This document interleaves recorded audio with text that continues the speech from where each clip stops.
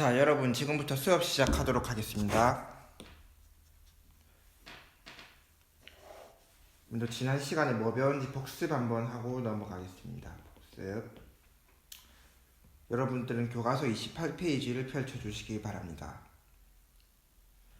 자, 먼저 계획경제체제, 시장경제체제의 특징에 대해서 한 번 더 알아보고, 왜 알아보냐면 중요하니까 알아보겠죠. 그 다음 우리나라 헌법에서 시장계획경제체제, 우리나라 경제체제의 특성이 어떻게 도출되는지 한번 알아보도록 하겠습니다. 먼저 90년대 소련은, 그때 소련에는 시장이 존재하지 않았다. 계획경제체제라는 뜻이죠. 시장경제체제는, 시장이 존재는 시장경제체제의 특징이니까 그렇습니다. 무엇을 얼마나 생산할지는 정부가 결정한다. 계획경제체제에서는 경제 문제를 정부가 해결하고, 전통경제체제에서는 전통, 사상, 관습에 따라 결정하고, 시장경제체제에서는 시장이 결정을 하죠. 예를 들어 정부는 못을 생산하는 기업에 못을 몇 개 생산할지 목표를 정해준다. 그러면 그 기업은 목표를 쉽게 달성하기 위해 아주 작은 크기의 못을 생산한다. 그러자 정부는 이제 못의 무게를 기준으로 못의 무게를 기준으로 목표를 정해준다. 그러면 정부는 더 빨리 목표를 달성하기 위해 아주 큰 못을 생산한다. 그러면 또 기업은 못의 품질에는 관심이 없어지죠. 못은 팔리는 것이 아니라 수요자는 다른 기업에 할당되기 때문에 합니다. 못의 수요자인 어떤 기업은 다른 어딘가에서 못을 공급받을 수 있는지 여지가 전혀 없다. 그러니까 기업이 못을 만드는 목적이 팔아서 돈을 벌려고, 혹은 정말 멋진 못을 팔아서 자기 자아 정체성을 확보하기 위해서 그렇게 하는 게 아니라, 단순히 팔아야 돼서 못을 만드는 게 아니라 그냥 만들라고 해서 만드는 것. 여러분도 내가 공부를 해가지고 정말 내가 원하는 꿈을 이룰 거야, 아니면 원하는 대학을 가서 뭐 부와 명예를 쌓을 거야, 이런 본인 스스로 하고 싶어서 하는 게 아니라 엄마가 하라고 해서, 선생님 하라고 해서, 지금 과제 진짜 하기 싫어 죽겠는데 억지로 하라고 해서, 이러면 시장이 망하는 거죠. 그래서 계획경제체제가 망했습니다. 그래서 소비에트 연방공화국의 줄임말 소련이 망하게 된 것이죠. 지금은 러시아가 되었습니다. 러시아와 약간 다른 연방공화국들. 그 다음 시장경제체제의 모습 보도록 하겠습니다.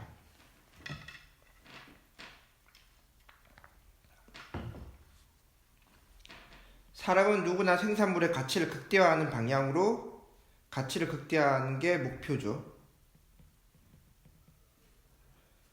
자신의 자원을 활용하고 노력하며 개인이 자신의 이익을 추구할 때 효율적인 자원 배분이 가능하다. 효율적인 자원 배분. 예를 들면 기업이 못을 생산할 때 어떤 못을 얼마나 생산할 것인가는 기업이 정하죠. 기업이 정합니다. 자신의 이익을 최대화할 수 있는 방향으로. 이익 극대화라고도 합니다. 이걸 이익 극대화. 방향으로 자유롭게 선택하며, 이 과정에서 기업은 생산비를 낮추려고 노력한다. 즉, 기업의 입장에서 자신이 생산한 못이 시장에서 팔리는 것이므로 못의 가격과 품질에 관심이 많아집니다. 위에서는 관심이 없었죠. 여기서는 관심이 많아지고 기울일 수밖에 없다. 따라서 정부는 경제를 위해 특별히 할 일이 없다. 만약 정부가 시장에 개입한다면 시장의 효율성은 떨어진다. 이게 맞는 말이었지만 대공황을 겪으면서 이게 항상 옳은 말은 아니고 언제나 예외는 적용하구나, 이 예외인 부분에 이걸 대입하는 것입니다. 그렇게 탄생하는 게 혼합경제체제라고 배웠었죠. 아까 말한 대로 여러분들이 공부를 하는데 꿈을 이루기 위해서, 내 목표를 이루기 위해서 하는 게 시장경제체제. 딱히 공부 왜 하는지 모르겠고 그냥 정부가 시켜서, 선생님이 시켜서, 엄마 아빠가 시켜서 공부하는 게 계획경제체제입니다. 어느 게 더 성공할지는 안 봐도 뻔하겠죠. 그럼 여러분들은 뭘 선택해야 되겠죠? 시켜서 하는 공부가 아니라 여러분들이 정말 이루고 싶은 걸 이루기 위해서 하는 공부를 해야 됩니다. 예. 다음 헌법 제119조 119조라고도 부릅니다. 대한민국의 경제 질서는 개인과 기업의 경제상의 자유, 창의를 존중함으로 기본한다. 시장경제 체제의 장점, 저번에 자발성을 목표로 하고 창의성을 증가시킬 수 있다. 이 말이 여기 나오죠. 자유롭고 창의를 존중한다. 그래서 우리나라는 시장경제 체제를 도입하고 있고, 그 다음 국가는 균형 있는 국민 경제 시장 및 안정과 적절한 소비의 분배를 유지하고 시장의 지배와 경제력의 남용을 방지하며 경제 주체 간의 조화를 통한 경제 민주화를 위하여 경제에 관한 규제와 조정을 할 수 있다. 규제, 조정, 경제력 남용 방지, 이거 규제와 조정을 할 수 있는데 무엇을 위해서? 여기 나오죠. 민주화를 위해서, 경제 민주화를 위해서 규제와 조정을 할 수 있다. 이게 계획경제 체제입니다. 그럼 우리나라 경제 체제의 특성은 혼합 경제 체제라고 볼 수 있겠죠. 이것과 이것을 더했으니까 혼합 경제 체제.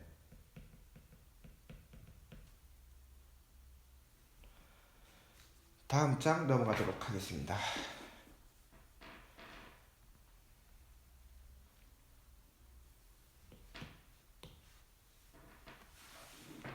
자, 이번 시간에는 시장경제 체제의 기본 원리, 시장경제가 어떤 체제로 이루어져? 혼합경제 체제인데, 혼합경제 체제에서 시장경제 체제가 움직이는 원리에 대해서 알아보도록 하겠습니다. 원리. 시장경제 체제는 여러 경제 주체의 자유로운 경제활동에 의해 운영된다. 자유로운 경제활동에 의해 운영된다. 각 경제 주체들은 무엇을 얼마나, 어떻게, 언제, 어디서 생산하고 소비할 것인가를 자발적으로 결정한다. 이때 각 경제 주체는 무엇을 기준으로 이를 결정할까? 그것은 바로 시장에서 결정되는 가격이다. 시장에서 결정되는 가격, 시장 가격이고, 자, 여기서 이제 선생님이 음성으로 필기사항 안내드리겠습니다. 시장에서 거래되는 가격이다. 이거 꼭 필기하십시오. 시장에서 거래되는 가격이다. 이거 과제물에 들어가 있어야 됩니다. 다음, 시장에서 결정된 가격은 소비자와 생산자의 경제활동에 큰 영향을 미친다. 시장에서 가격이 결정되면 소비자들은 이 가격 수준에서 상품을 구매할 것인지 구매하지 않을 것인지 결정을 합니다. 어떤 사람이 햄버거가 먹고 싶어서 햄버거 가게에 갔는데 햄버거 가격이 세트가 4,900원인데 이게 시장 가격이죠. 이거는 절대 변하지 않습니다. 할인도 안 됩니다. 이곳은 할인도 안 돼서 이 사람은 4,900원 햄버거 세트를 먹을 것인지 먹지 않을 것인지 이 사람이 결정하게 만들죠. 이 사람이 가격을 결정하는 게 아니라 가격이 사람을 결정합니다. 생산자들도 마찬가지로 시장에서 결정된 가격을 보고 상품의 생산을 얼마나 생산할지, 계속 생산할지 자발적으로 결정합니다. 만약에 이 햄버거 가게에서 4,900원에 팔았는데 사람들이 50명밖에 안 사 먹습니다. 왜냐면 뭐 비싼지 맛이 없는지 몰라서. 그래서 이 기업은 가격이 너무 비싸서 그렇구나 해서 3,900원으로 낮춥니다. 그랬더니 500명이 먹기 시작합니다. 근데 그럼 이 사람은 이윤이 별로 안 남겠죠. 그래서 또 가격을 그러면 4,400원으로 정하자. 그러면 한 300명이 또 먹으러 옵니다. 그럼 이 사람은 적당한 소비자도 확보하고 적당한 이윤도 확보하게 되겠죠. 이런 식으로 가격을 계속 오르내리고 시장에서 소비자들은 이 가격에 맞춰서 살지 말지를 계속 거래합니다. 그래서 이 그래프가 수요와 공급인데 공급과 수요입니다. 이 계속 왔다 갔다가 되는 것이 여기 이 만난 점이 시장 가격인데 계속 이렇게 바뀌는 것입니다.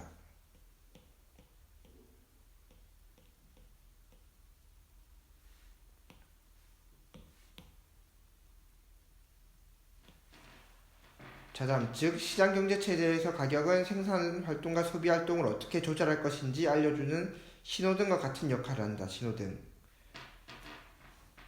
만약에 이 기업도 평소에 이제 파란불이 떴습니다. 파란불이 떴을 땐 잘 가다가 갑자기 빨간불, 가격이 너무 비싸져서 다른 경쟁업체에 비해서 너무 비싸져서 이제 빨간불이 켜지면 이 사람도 뭔가 가격을 낮출지 아니면 햄버거 세트에 맥너겟을 더 추가할지 이런 걸 결정하겠죠. 시장 경제 체제에서 가격은 자원을 효율적으로 분배하는 기능도 한다. 자원을 효율적으로 분배하는 기능. 자원의 효율적 분배가 여기 적겠습니다. 자원의 효율적 분배가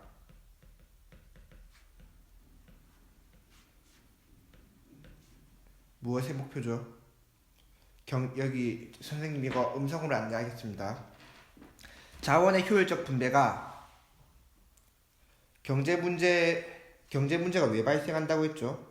희소성 때문에 발생하는데 희소성 때문에 발생한 경제 문제를 해결하는 그 목표가 자원의 효율적 분배입니다. 자원이 효율적으로 분배되었다. 그러면 경제 문제가 충분하게 해결이 되었다라고 볼 수 있습니다. 그 다음 시장에서 결정된 가격은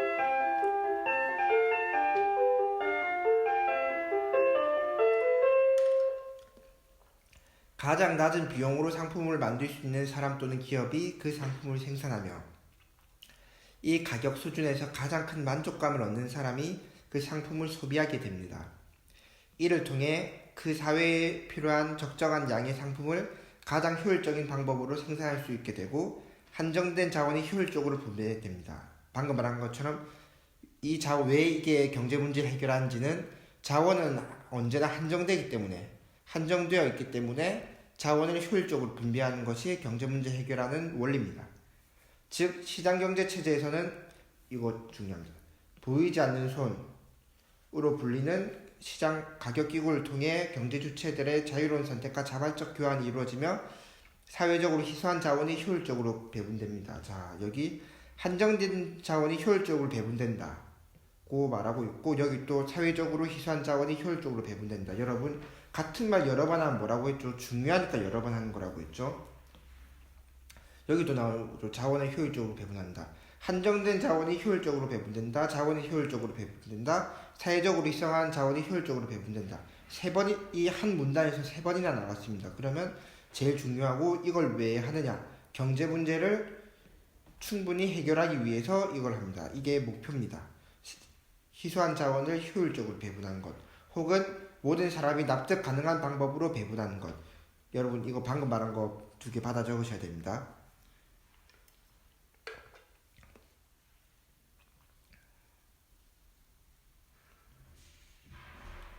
자, 그 다음 이제 제일 중요한 애덤 스미스에 대해서 말하겠습니다. 애덤 스미스는 좀 특별한 게 여러분 마르크스 알죠?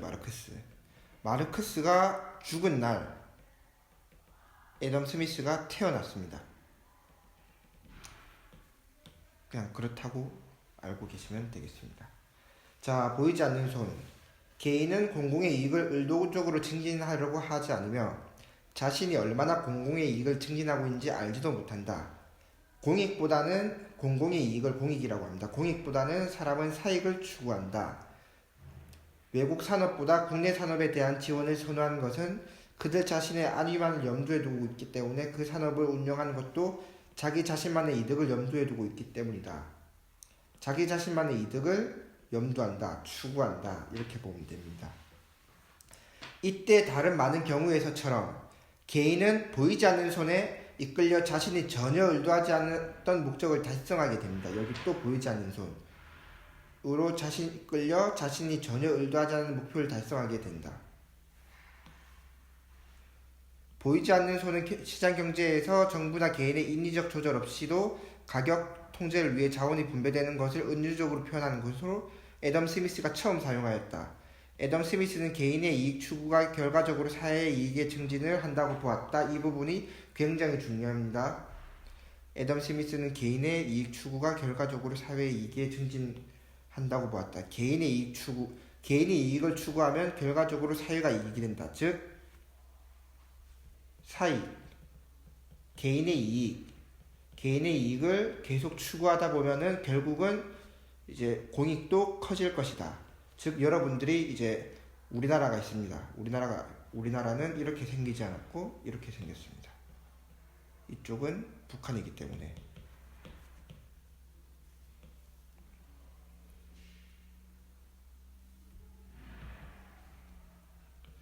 우리나라에 4,000명이 있다고 합시다. 4,000명이 모두가 공공의 이익을 전혀 추구하지 않고 이 4,000명 각자가 4,000개의 사익을 각자 알아서 추구를 한다면 공공의 이익은 알아서 커질 것이다. 이게 애덤 스미스의 주장이지만 옳은 주장은 아닙니다. 절대. 이렇게 되면 국가가 무너질 수가 있습니다. 그렇지만 여기서 보이지 않는 손이 그럼 여러분 뭘까요? 보이지 않는 손, 훔치는 손, 손은 눈보다 빠르기 때문에 타짜처럼 화폐 치는 손, 그런 걸 말하는 게 아니라 이렇게 자유시장이 있습니다. 자시라고 부르죠. 메이플에서는 막 자유시장들이 있고 사람들이 막 지나다니고 있습니다. 막 이렇게 물건을 사고 막 지나다니고 있는데 이제 햄버거 가게라고 햄버거 시장입니다. 햄버거 시장. 어떤 사람은 뭐 햄버거 하나에 10,000원, 어떤 사람은 햄버거 하나에 1,000원, 어떤 사람은 4,000원 이렇게 막 여러 가지를 막 부릅니다. 여러 나라 시장에서. 그러면 가격은 결국 어떻게 될까요? 가장 적당히 맛있는 맛에서 적당한 맛을 유지하면서 적당한 가격을 유지한 지금 햄버거 가격, 보통 햄버거 세트가 5,000원 정도 하고 적당히 햄버거와 감자튀김과 콜라가 나옵니다. 이게 살아남았죠. 이게 보이지 않는 손이 이렇게 정합니다. 이게 보이지 않는 손인데 보이지 않는 손이 이걸 시장 가격으로 정해놓았습니다. 거래되는 가격, 합당한 가격. 근데 그 외에도 여러 가지 선택지가 있었겠죠. 여기다 뭐 맥너겟 추가해서 8,000원에 받는 곳, 아니면 햄버거를 완전 유기농을 써서 10,000원 받는 곳. 그렇지만 이 보이지 않는 손 사람들의 심리는 이걸 선택해서 이게 시장 가격에서 거래되고 있는 것입니다. 이 애덤 스미스의 국부론, 보이지 않는 손, 이거 정말 중요합니다.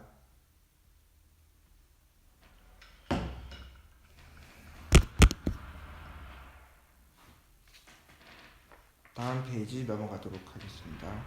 교과서 30페이지 펼쳐주시기 바랍니다.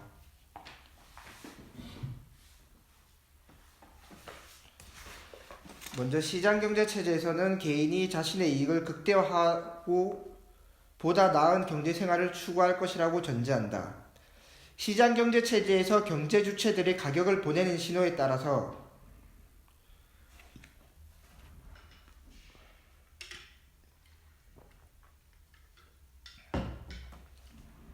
따라 움직이는 것은 그렇게 했을 때 자신에게 이익이 되기 때문이다. 이처럼 시장경제체제는 개인의 이기심에 바탕을 두며 이 체제에서는 개인의 이기심, 아까 말한 사익, 이것도 역시 사익, 사적인 이익, 개인적 이익을 사익이라고 부릅니다. 이 체제에서는 개인이 자신의 이익을 추구할 때 사회의 희소한 자원이 효율적으로 배분된다. 이거 아까 봤던 말이죠. 사회의 희소한 자원이 효율적으로 배분된다는 말. 시장경제체제에서 각 경제주체는 자신의 이익을 추구하기 위해 다른 사람들과 자유롭게 경쟁한다. 그래서 우리나라 혹은 미국 전 세계 대부분의 국가들을 자유시장 체제라고 부릅니다. 자유롭게 거래할 수 있는 것. 왜냐면 제가 시장에 정말 말도 안 되는 완전 맛이 없는 짬뽕을 만들어 봅니다. 약간 똥맛 카레를 만들어 왔습니다. 근데 이거는 사람들이 아무도 안 쓰죠. 근데 전 자유롭게 거래를 할 수 있습니다. 왜냐면 사람들이 알아서 안 살 거기 때문에 알아서 나갑니다. 이런 가게들은 인기가 없고 맛도 없고 사람들의 심리 만족감을 충족시켜주지 못하고 알아서 도태되기 때문에 자유시장이 유지가 될 수 있는 겁니다. 알아서 끌려 나가는 것이죠. 자유롭게 경쟁한다. 자원이 한정되어 있는 시장에서 보다 많은 이익을 얻기 위해 필연적으로 경쟁이 발생할 수밖에 없다. 경쟁이 발생할 수밖에 없다. 왜냐하면 보다 많은 이익을 얻기 위해서. 시장 경제 체제에서 생산자는 경쟁에서 이기기 위해 소비자의 만족도를 높여줄 수 있는 상품을 개발한다. 질 좋은 상품을 더 적은 비용으로 생산하는 것이 이기는 생산자죠. 질 좋은 상품을 더 적은 기회비용으로 생산하는 것. 또한 시장에서 소비자는 제한된 소득으로 가장 큰 만족을 느낄 수 있는 제품을 구매하려고 노력한다. 제한된 소득, 가장 작은 소득으로 가장 큰 만족을 느낄 수 있는 제품을 구매하려고 합니다. 이러한 생산자와 소비자의 경쟁을 통해 효율적인 경제활동이 가능해지면 사회 전체적으로 자원의 낭비를 막을 수 있다. 정말 왜냐면 자원의 낭비를 막을 수 있다. 필요한 사람한테 필요하고 조건이 충족된 사람한테 자원이 돌아가기 때문입니다. 예를 들면 목마른 사람과 목마른데 돈이 있는 사람, 목마른데 돈이 없는 사람, 반대로 목이 목마르지 않는 사람인데 돈이 있고 돈이 없습니다. 그럼 생수는 어떻게 될까요? 일단 이 사람한테 가는 게 가장 1순위죠. 왜냐면 목이 마르고 돈도 있으니까. 근데 이 사람은 절대 돈이 없으니까 사지를 못합니다. 근데 이 사람은 돈이 있는데 목이 마르지 않으니까 굳이 살 필요가 없죠. 만약에 생수를 이 사람이 샀다면 목이 마르지 않기 때문에 그냥 길에 버릴 수도 있겠습니다. 그러면 생수란 자원이 낭비가 되는데 이걸 막을 수 있다는 말이죠. 사회 전체적으로 자원의 낭비를 막을 수 있다. 물론 이 사람이 가장 불쌍한 사람이지만 어쩔 수 없습니다. 돈이 없기 때문에. 이게 자유시장 경제체제의 단점이고 한계인데 이를 보완해주기 위해서 정부가 개입합니다. 이게 목이 마른데 돈도 없으면 그러면 갈증 때문에 죽을 수도 있겠죠. 이럴 때 정부가 개입해서 어느 정도 생수로 지원해주겠죠. 이렇게 정부가 개입하고 조정한 것을 뭐의 특징이라고 말할 수 있을까요? 계획경제 체제의 특징이라고 말할 수 있습니다.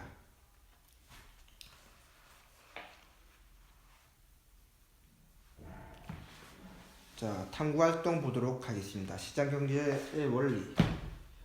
농민이 먹을 것을 생산하고 어부나 사냥꾼이 물품을 생산하고 기술자들은 이것으로 물건을 만들며 상인들은 이를 유통한다. 이러한 일들의 약속에 따라서 이러한 일들이 약속에 따라서 하는 것이겠는가? 아니다. 사람은 각자의 자신의 능력에 맞춰 그 힘을 다해 원하는 것을 손에 넣는다. 이 때문에 물건값이 싼 것은 앞으로 비싸질 징조이며 값이 비싼 것은 싸질 징조이다. 이거 진짜 명언입니다. 이거 일단 마저 읽겠습니다. 사람마다 자신의 일에 힘을 쓰면 이는 마치 물이 낮은 곳으로 흐르는 것과 같아 밤낮 멈추는 때가 없다. 자, 여기 물건값이 싸진 것은 앞으로 비싸질 것의 징조이고 값이 싸진 것은 싸질 징조이다. 주식 그래프로 한번 알아보도록 하겠습니다. 예. 자, 주식 그래프고 이게 뭐 삼성전자의 주가인데 막 이렇게 가겠죠. 이런 식으로 가는데 삼성전자의 적당한 주가는 5만원입니다. 근데 5만원은 이쯤이 5만원이라고 합시다. 5만원. 자, 이때입니다. 이때라고 합시다. 이맘때쯤에서 지금 우리가 이제 1일부터 31일이라고 합시다. 이때 물건값이 비싸졌기 때문에 곧 싸질 징조를 의미하겠죠. 그럼 이때 사는 사람들은 바보죠. 이때 사야 됩니다. 반면에 이때 우리가 와 있다면은 물건값이 싸져 있기 때문에 다시 비싸질 징조라고 볼 수 있겠죠. 왜냐하면 적정 가격은 5만 원이기 때문에. 그렇지만 적정 가격은 여러분들이 정하는 겁니다. 시장 사람들. 아무튼 비싸졌으면 싸질 것이고 싸졌으면 비싸질 것이다. 이게 사마천이 말하는 것이고 이게 시장경제입니다. 시장경제. 결국은 적당한 가격으로 돌아올 것이다. 이렇게 하면서 이곳. 여러분 이 논외로 말씀드리면 최근에 우리나라가 우리나라뿐만 아니라 세계가 경제 위기를 겪었죠. 경제 위기? 왜냐하면 우리나라 코스피가 보통 1800에서 2000, 가끔씩 2100 정도 갑니다. 근데 얼마 전에 코스피가 갑자기 1600이 깨지고 1500, 1400까지 쭉 내려갔습니다. 그렇지만 얼마 안 돼서 바로 지금 오늘 날짜로 어제 날짜로 1940원 40까지 올라갔습니다. 이게 코스피 지수라는 건데, 쉽게 말해서 코스피 지수가 오르면 경제가 좋아지고 있다는 뜻이고, 코스피 지수가 낮아지면 경제가 안 좋아지고 있다라고 보시면 됩니다. 이렇게 코스피가 급격하게 낮아지다가, 그래서 이게 왜냐면 코로나 때문이죠. 여러분 뉴스 보시면 다들 알겠지만 코로나 때문에 경제가 굉장히 힘들기 때문에 우리나라도 이렇게 내려갔지만 V자를 타고 바로 이렇게 반등을 했습니다. 즉 우리나라, 근데 미국, 유럽 경제 강국들은 다 내려가고 있습니다. 그렇지만 우리나라는 일찌감치 내려갔기 때문에 지금 먼저 선두주자로 올라가고 있습니다. 아주 좋은 징조입니다. 그렇지만 다시 안 내려오는 게 중요하죠. 이걸 유지만 해도 우리는 정말 대단한 나라가 되는 것입니다. 계속 수업하도록 하겠습니다. 내 물건이 좋아야 죗값을 받을 수 있다. 이것도 명언인데, 받을 수 있다는 말이 있다. 이 속담은 생산자가 원하는 가격을 받으려면 기술 개발, 품질 향상, 고유 브랜드 전략 등으로 소비자의 마음에 쏙 드는 물건을 만들어야 한다는 뜻이다. 소비자의 입맛에 맞지 않으면 절대 팔리지 않는단 말이죠. 같은 물건이라도 생산자가 정성을 쏟아 소비자의 입맛에 맞게 변화시킨 상품은 그렇지 않은 상품보다 가격이 더 높다. 노력을 했으니까요. 소비자의 입맛에 맞추기 위해서. 소비자의 마음에 드는 우수한 상품을 만들었다면 생산자가 원하는 또는 그보다 높은 가격을 받을 수 있다.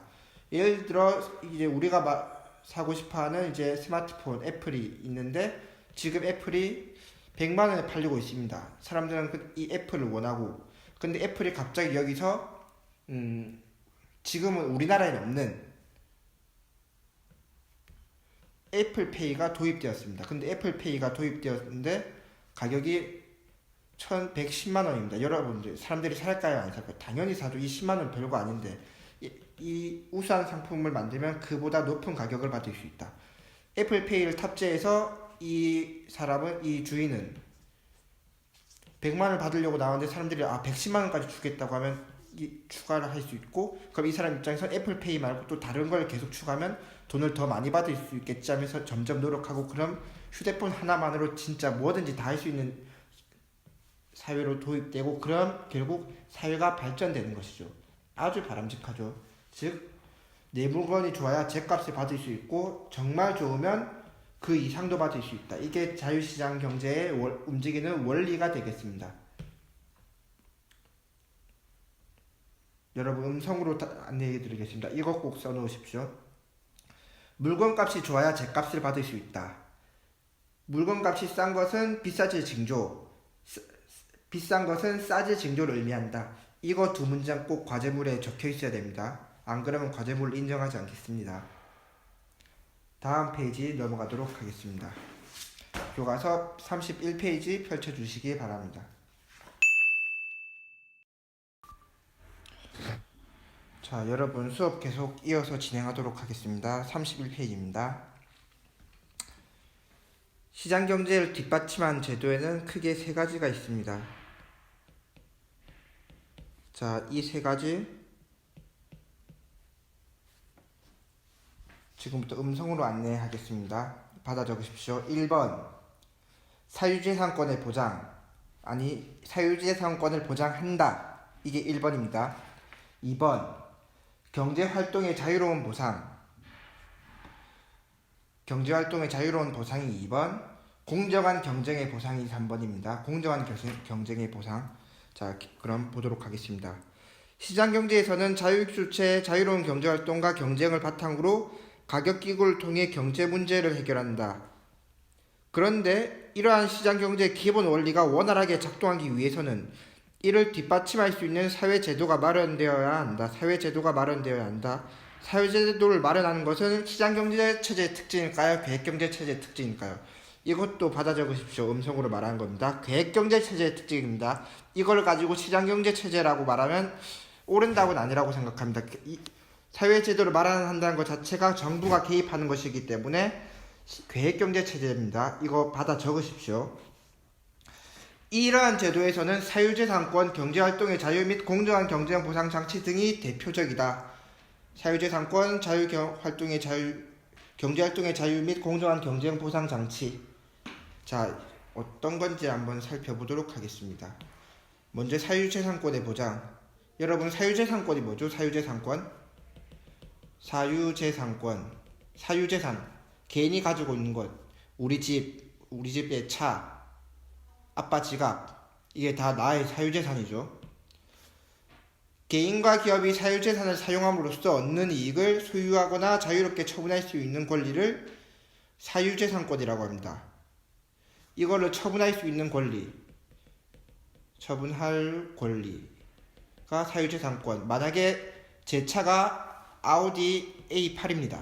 근데 타고는 다니고 잘 타고 다닐 수 있는데 팔지 못한다고 합니다. 절대 팔면 안 되는데요. 그러면 이 아우디에 대해서 내가 사유재산권이 있을까요? 없을까요? 없죠. 처분할 수가 없으니까. 시장경제체제에서 개인이나 기업은 재산을 소유할 수 있으며 개인과 기업은 재산을 소유할 수 있습니다. 시장경제체제에서는. 계획경제체제에서는 소유할 수가 없죠. 국유로 가기 때문입니다. 자유롭게 재산을 사용하거나 처분할 수 있다. 이처럼 사유재산권이 보장되면 사람들은 보다 많은 재산을 소유하기 때문에 열심히 노력하고 자원을 효율적으로 이용하려고 애쓸 겁니다. 아껴 쓰고 하겠죠. 반면에 사유재산권이 보장되지 않는다면, 계획경제체제라면 사람들이 자원을 아껴 사용할 이유가 없어지죠. 이게 동기가 사라진다고 말할 수 있습니다.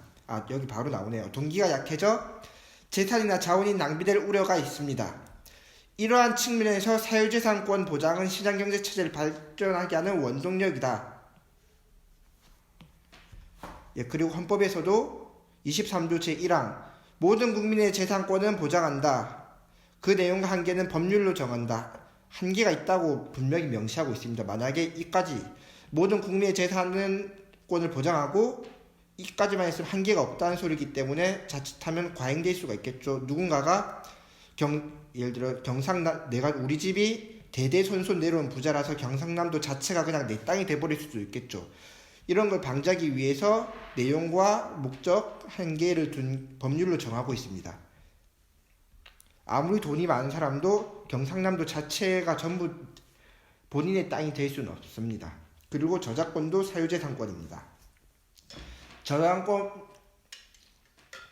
저작권법 제1조에는 이 법은 저작권자의 권리와 이에 인접한 권리를 보호하고 저작물의 공정한 이용을 도모함으로써 문화 및 관련 산업의 향상 발전에 이바지함을 목적으로 한다 라고 목적을 규정하고 있다. 좀 어렵죠? 그래서 살펴보도록 하겠습니다. 저작권이란 무엇인가요? 저작권은 지식재산권의 하나로 시, 소설, 음악, 미술, 영화 등과 같이 자신의 생각이나 감정을 표현한 저작물에 대해서 그 창작자에게 주는 권리입니다. 창작자에게 주는 권리. 마치 물건의 주인이 가진 소유권처럼 자신이 만들어낸 표현에 대해 가지는 권리죠. 그리고 저작권이 사유재산권이기 때문에 저작권을 팔 수가 있습니다. 예를 들면 임창정 씨의 소주 한 잔이 저작권이 임창정에게 가 있는데 갑자기 힘듭니다. 돈이 없어요. 당장 오늘 국밥 한 그릇 못 먹어요. 그러면 이 소주 한 잔이라는 저작권을 한 1억에 팔아넘기고 누군가에게 팔아넘기고 임창정은 1억으로 국밥과 소주 한 잔을 계속 사 먹을 수 있겠죠. 이런 식으로 사고 팔고 가능한 게 사유재산권입니다. 무언가가 있는데 사고 팔 수가 없다. 그러면 사유재산권이라고 말할 수가 없습니다. 경상남도를 사고 팔 수는 없으니까요. 왜 보호해야 될까? 창작 의욕을 북돋기 위해서 보호해야 되는 거죠. 북돋아 더 좋은 작품이 만들어질 수 있습니다. 즉 저작권 보호는 창작자 개인에게 이익이 될 뿐만 아니라 우리나라의 발전을 이루고 국가의 경제적 이익에도 큰 영향을 미칩니다. BTS를 생각하시면 됩니다, 여러분. BTS 방탄소년단 BTS. 만약에 개인의 창작자에게 보호가 이루어지지 않는다 이 BTS 그리고 이를 도와준 방시혁 프로듀서는 이 아이돌 그룹에 대해서 막 열심히 노력을 하진 않겠죠. 왜냐면 노래를 잘은 모르는데 그 작은 것들을 위한 시? 이 노래가 있는데 이 노래의 저작권이 보호가 안 된다면 이거보다 더 못한 노래 대충 만들겠죠. 어차피 내 노래가 되지도 않는데. 그런 생각으로 영원히 보호받을 수 있을까? 아니죠. 70년만 보호받을 수 창작자가 죽은 다음 해로부터 70년입니다. 그래서 여러분들이 그 김흥도, 신윤복 여러분들이 김흥도의 그림을 완전 똑같이 그려가지고 100만원에 팔았습니다. 누군가 사갔죠. 이거는 저작권 침해가 될까요? 안 될까요? 안 됩니다. 저작권이 없는 그림이기 때문에. 김흥도 선생님은 돌아가신 지 70년이 훨씬 넘으셨습니다. 모든 저작권이 보호받을까요? 공익을 위해 함께 나눈 표가 있는 저작물은 저작권법에서 보호받지 못한 저작물로 정해놓고 있지요. 예를 들면 뭐 EBS 같은 거는 누구나 쉽게 들을 수 있는 공익을 위한 것이기 때문입니다. 반면에 그러니까 여러분들이 EBS 강의를 누군가에게 다운받아서 준다. 그러면 저작권법을 침해한 것은 아닌데 메가 땡땡땡 강의를 누군가에게 몰래 준다. 이것은 저작권법을 충분히 침해한 사례가 되겠습니다. 이 정도는 여러분들 다 잘 알고 계실 거라고 믿습니다. 자, 마지막 페이지 보도록 하겠습니다. 경제활동의 자유 보장. 시장경제체제에서는 경제 주체가 자유롭게 경제적 의사결정을 구매할 수 있도록 보장한다. 자유를 보장한다. 가게는 시장에서 자유롭게 재화나 서비스를 구매할 수 있으며 기업은 자신의 이익을 극대화할 수 있는 상품을 생산할 수 있다. 자유롭게 결정할 수도 있다. 구매할 수도 있고 생산할 수도 있는 자유를 보장하고 있습니다. 또한 노동자들은 자신의 능력과 적성에 따라 자유롭게 원하는 직업을 선택할 수 있습니다. 원하는 직업을 선택할 수 있다. 법의 제한에 부딪히지 않는 한 계약의 내용과 방식을 자유롭게 정할 수 있습니다. 우리나라는 경제활동의 자유를 보장하기 위하여 계약 자유의 원칙, 이거 중요하죠. 직업 선택의 원칙 등과 같은 권리를 보장하고 있습니다. 자, 여러분 지금부터 음성 안내 하겠습니다. 이거 꼭 받아 적으셔야 됩니다. 과제물에 꼭 들어가야 되는 내용 먼저. 우리나라는 받아 적으십시오. 우리나라는 경제활동의 자유를 보장하기 위해서 소비자들이 자유롭게 구매를 할 수 있고 생산자들이 자유롭게 생산을 할 수 있다. 생산자들이 자유롭게 생산을 할 수 있다. 그리고 직업 선택의 자유가 있으며 계약의 자유가 있다. 그리고 직업 선택의 자유가 있으며 계약의 자유가 있다. 이 두 문장 꼭 필기 과제물에 들어가셔야 됩니다. 이거 안 들어가 있으면 과제물을 인정하지 않겠습니다. 다음, 공정한 경쟁의 보상. 시장 경제의 원리가 제대로 작동하기 위해서는 공정하고 자유로운 경쟁이 이루어질 수 있는 여건이 마련되어야 한다. 시장 경제의 중요한 원리 중 하나인 경쟁 질서가 깨지면 시장의 효율성이 저하하게 되고 자원 배분의 왜곡이 생겨날 수 있다. 아까 뭐라고 했죠? 자원 배분이 잘 이루어져야 시장 경제 체제가 잘 유지가 되는 건데 경쟁 질서가 먼저 깨져버리면 시장의 효율성이 떨어지고 그로 인해서 자원의 배분이 왜곡이 발생한다. 이거 꼭 써놓읍시다. 경쟁 질서가 지켜져야 한다. 이게 만약에 지켜지지 않는다면 어떻게 된다? 시장의 효율성이 저하된다.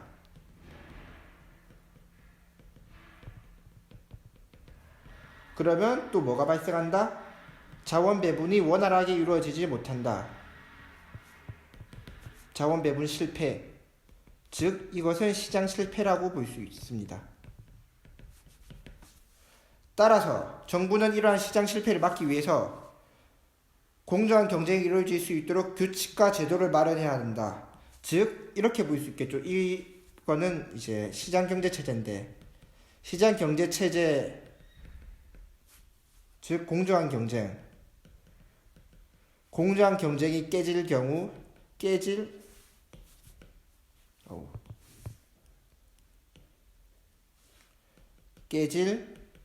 우려가 있는 경우에는 뭘 한다? 규칙과 제도를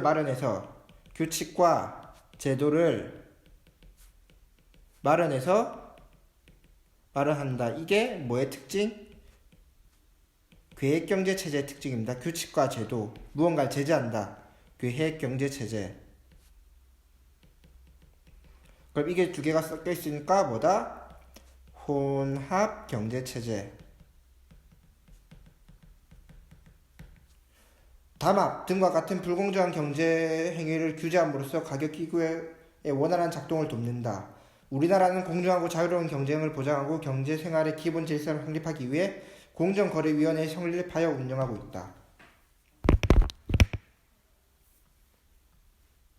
먼저 계약은 여러분들 잘 아실 거고, 우리나라는 직업 선택의 자유가 있습니다. 이거 일반적 행동 자유권이라고 부릅니다. 일반적 행동 자유권. 그 다음 담합.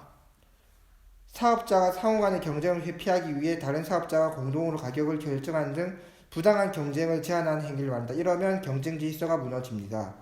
경쟁 질서가 무너지면 어떻게 된다? 무너지면 시장 효율성이 저하되고 자원 배분이 왜곡돼서 시장 실패가 일어나고 시장이 붕괴되면 우리 어머니 아버지들이 일을 못하게 되고, 그럼 여러분들이 학원도 못 다니고 밥을 못 먹고, 그럼 우리나라가 결국은 망하게 되는 겁니다. 그래서 경쟁 질서가 잘 지켜져야 됩니다.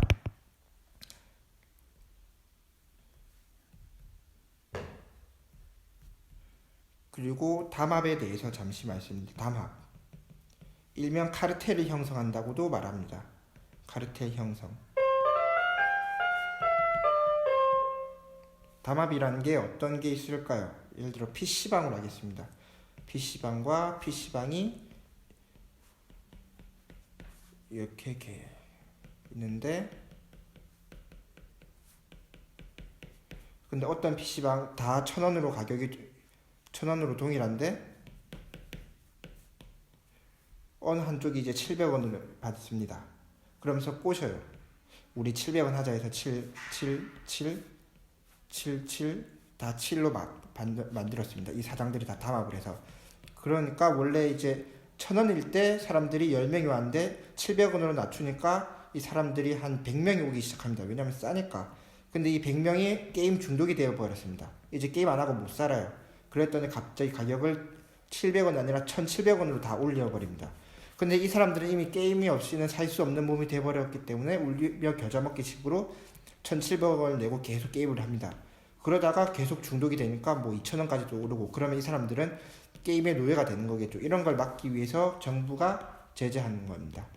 혹은 이런 것도 있죠. 이제 식당이 쫙 있고 한 집이 있는데 이 식당을 없애버리기 위해서 이 식당들이 담합을 해서 가격을 같이 낮춰버리거나, 예를 들어 뭐 국밥 시장인데 이 국밥집은 7,500원인데 이 국밥집은 뭐 다들 고만고만하게 받다가 담합을 해서 우리 4,500원으로 낮추자. 그러면 사람들이 다 여기로 가겠죠. 맛이 다 동일하다면. 그럼 이 사람은 점점 굶어 죽습니다. 없어지죠. 그러면 이 사장이 동일하다고 치고, 그러면 이제 경쟁자가 없으니까 한 8,500원 올려받습니다. 이런 식으로 담합은 처음에는 좋겠지만 결국에는 소비자한테도 불리해지기 때문에 이 담합은 없어져야 되는 게 옳은 일입니다. 여러분 오늘 수업 잘 들으셨나요? 다음 시간엔 배운 내용 복습하고 문제 풀고 다음 단원으로 계속 넘어가도록 하겠습니다. 수고 많으셨습니다.